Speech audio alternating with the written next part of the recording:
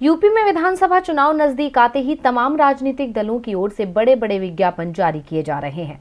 सत्ताधारी दल इस मामले में सबसे आगे दिखाई दे रहा है। यूपी में सरकार बीजेपी की है और सरकार की तरफ से भी इस समय प्रचार पर जमकर पैसा खर्च किया जा रहा है, लेकिन ये प्रचार अब योगी सरकार की पोल ही खोल रहा है। यूपी की योगी सरकार मुश्किल में दिखाई दे रही है। चुनाव सामने हैं और सरकार के खिलाफ जनता में गुस्सा बढ़ता दिख रहा है, तो सरकार अपनी उपलब्धियों को गिनाने में जुटी है। पार्टी प्रचार पर जमकर खर्च कर रही है। वो बात अलग है कि प्रचार में किसी दूसरे की उपलब्धियों को अपनी सरकार का काम बता दिया जाता है।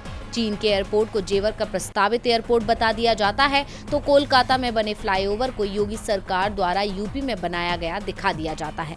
बीजेपी के इस प्रचार को लेकर सपा प्रमुख अखिलेश यादव ने कहा कि बीजेपी के झूठे काम ही हर तस्वीर उधार है। फिर झूठा दावा करने वालों की कैसे सोच ईमानदार है। और अब सवाल बीजेपी के एक और विज्ञापन पर खड़े हो गए हैं। दरअसल यूपी सरकार की ओर से अखबारों को एक और विज्ञापन जारी किया गया, जिसमें शिक्षा के सुधार का दावा किया गया है। योगी सरकार के विज्ञापन में हटी दुर्दशा की छाया, बदली हर स्कूल की काया बड़े अक्षरों में लिखा गया है।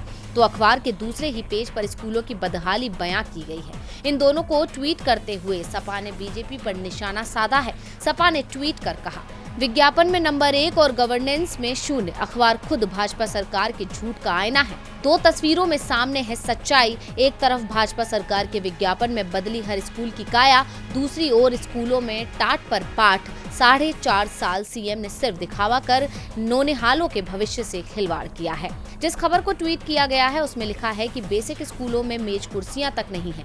सर्दी में भी बच्चों को जमीन पर बैठकर पढ़ने को मजबूर होना पड़ रहा है। डीवी लाइव की रिपोर्ट।